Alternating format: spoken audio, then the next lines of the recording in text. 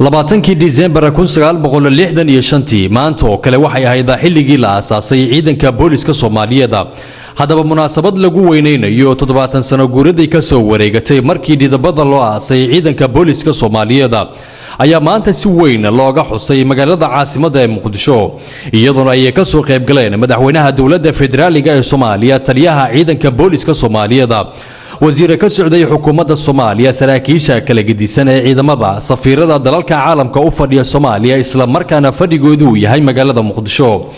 munaasabadan oo ka dhacday dugsiga tababarka ciidanka booliska Soomaaliyeed ee Jarnaal Kaahiye ayaa si weyn waxa ay uga gedisaneyd munaasabadihii hore, waxaana goobta ku sugnaa qeybaha ay ka kooban yihiin ciidamada booliska Soomaaliyeed kuwaasoo lahaa rag iyo dumar. fantasiyo dabaaldeg ku dheehan ayaa goobta lagu soo bandhigay, waxaana munaasabadani ka qayb galayay ardayda wax ka barata iskuulada Muqdisho, kooxaha ciyaartooyda, fardoolayda iyo gawaarida booliska Soomaaliyeed, iyadoona amniga caasimadda uu ahaa saakay mid si weyn loo adkeeyay.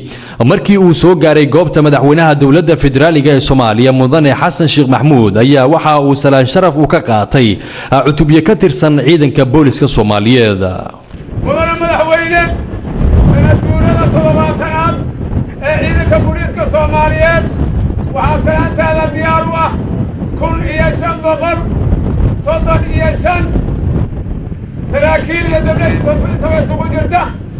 horinta koowaad ee baanda muusiko, laba hormood oo u baxan dhallinyarada 20 Diseembar, gabdhaha booliska urur ah, saraakiisha booliska urur ah, ururka birmadka, ururka daraawiishta, ururka qaybta guud, taraafika hal horina, fardaha, gaadiidka booliska isku dhafan iyo golaha mudane madaxweynaha soo dhaqaajiyo.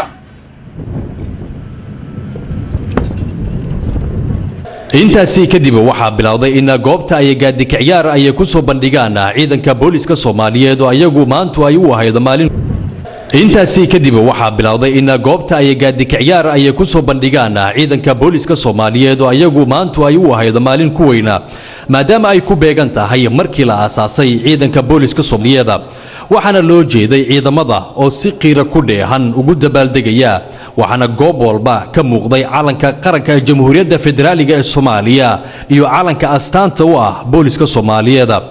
dhawaaqa astaanta qaranka ayaa mar qura oo laga qaaday, waxaana fadhigii ka wada kacay madaxdii iyo waliba ajnabiga goobta ku sugnaa.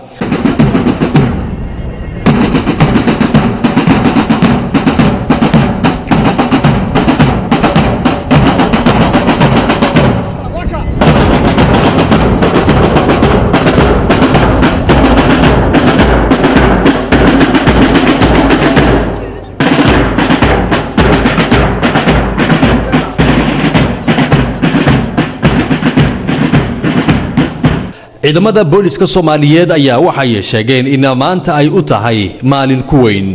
aad iyo aad waxay shucuurtaydu maraysaa 100%, waxaana aad u xasuusanayaa jiritaankii ciidanka booliska iyo Diseembaradii la dhigi jiray ee 20ka siday ahaan jirtay.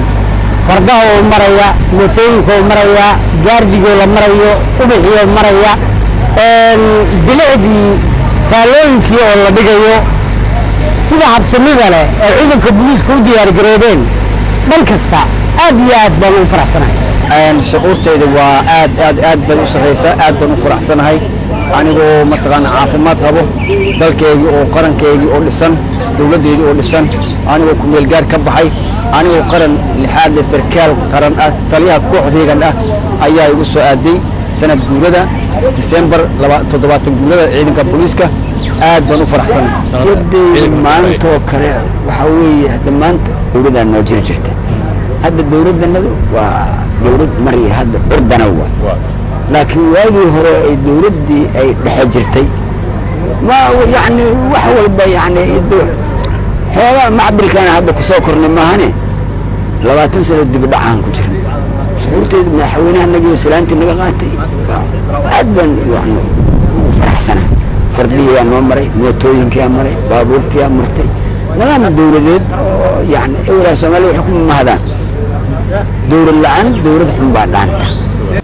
intii ay munaasabadani ay socotay ayaa ciidanka booliska Soomaaliyeed iyo waliba booliska AMISOM waxa ay goobta ay ku soo bandhigeen qaabka looga hortagi karo dibadbaxa rabshadaha wata taasoo ay la dhaceen madaxdii goobta fadhisay madaxweynaha dawladda federaaliga ee Soomaaliya mudane Xasan Sheekh Maxmuud ayaa ugu dambeyntii u baxdhigay taalada ciidanka booliska Soomaaliyeed ee General Kahiye isagoo halkaasi salaan sharaf kaga qaatay cutubyo ka tirsan ciidanka booliska waxaana lagu balansan yahay in munaasabad weyn سلمان جمال سعيد تي في عالمي يونيفرسال مقالة مقدشو